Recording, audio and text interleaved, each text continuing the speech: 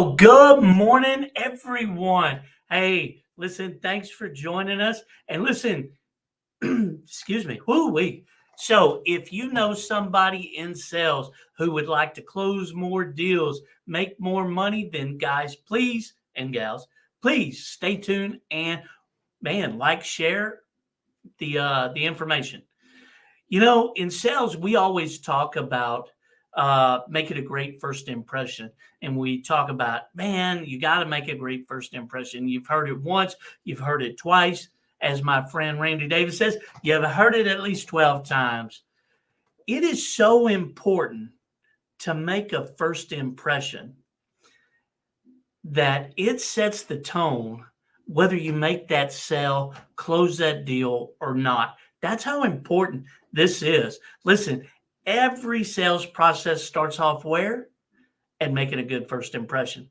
So I was doing some studying over the last few years, and this is what I really have come to learn, and I wanted to share with you, is that when it comes to making a good first impression, it talks about a cognitive anchoring.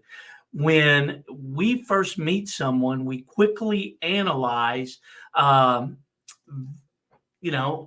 judge them by their appearance, their body language, their tone, the words they choose. And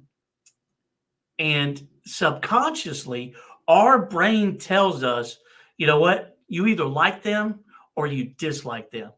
Now, if you make a bad first impression, and listen, we've all done it, it takes so much work to get past that.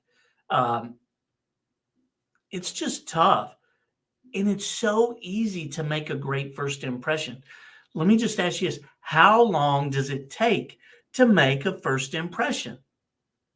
Seconds, absolutely. And how long does that first impression last? It can last forever. So when it comes to the meet and greet, this is more than a mere handshake or a warm smile. This is really some of the things that you can do to make a great first impression. Is one, man, look people straight in the eye. Always look people in the eye.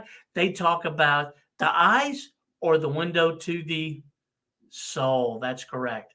So when we go out there and we make a good first impression, before we walk out there, there's a few things we should do before we walk out there. One, you should do just an attitude check, because the more positive you will be, the more positive they will be. So we want to make sure that our appearance is just fine.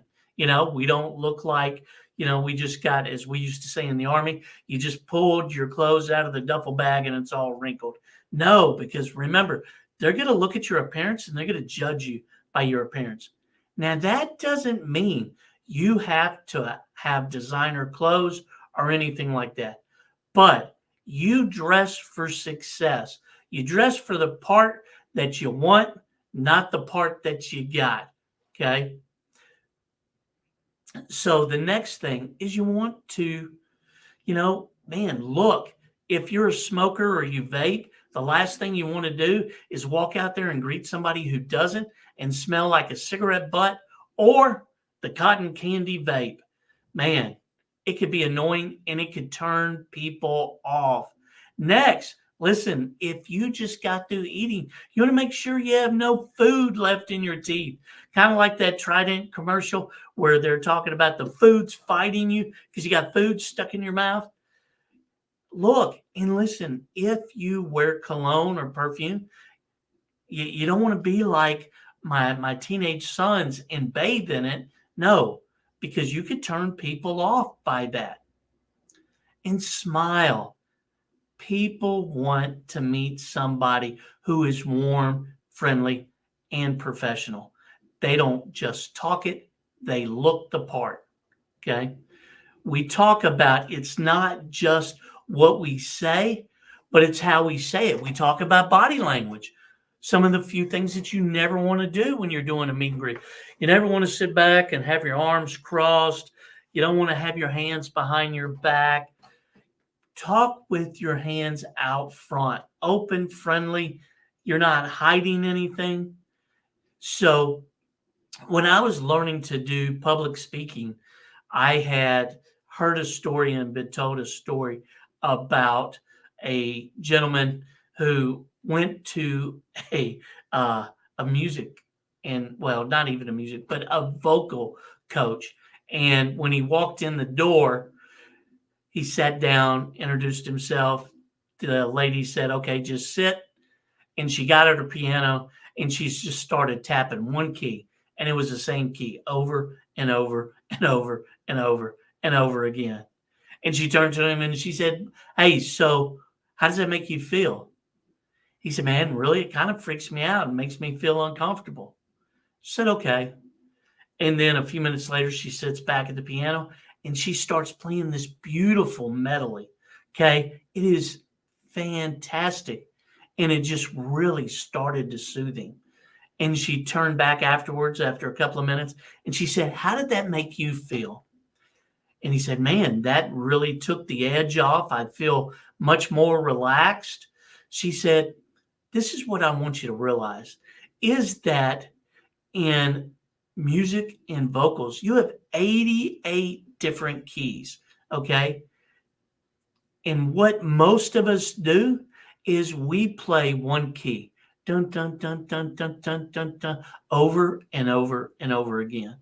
So when we think about a first impression, it's not just our appearance, it's not just our body language, it's also our tone. When we are getting excited, think about it, you and your spouse, or your significant other, and y'all are starting to get into a heated conversation, and all of a sudden the vocals go up. Or when you're really kind of relaxed and things are easier, you're just really comfortable, your tone of voice goes down. Or when you're concerned about something, I mean, you're like, "Man, listen, this is really, I'm worried." Your tone of voice and your keys that you use can help make or not make a great first impression. Choose the words that you use. Bruh. Listen, you don't want to walk out there and go like, "Bruh, hey man." So we choose our words wisely because remember, they're judging us here in these first few seconds. They're judging us on whether they're going to spend their hard-earned money with us or not. Remember, folks, this is the cornerstone of a great sales process. If you get this right, man, the sky's the limit. And by getting this right, you will also have less objections and be able to close quicker and faster. Guys, I hope you like this. Tomorrow we're going to talk about the second part of this is another way to have a great first impression is having a proper meet and greet. I hope you enjoyed this. If you will, give me some likes and some love and let me know that you enjoyed it. If there's a certain topic you'd like me to talk about, man, put it in the comments and share. Folks, have an awesome day, and I'll talk to you tomorrow.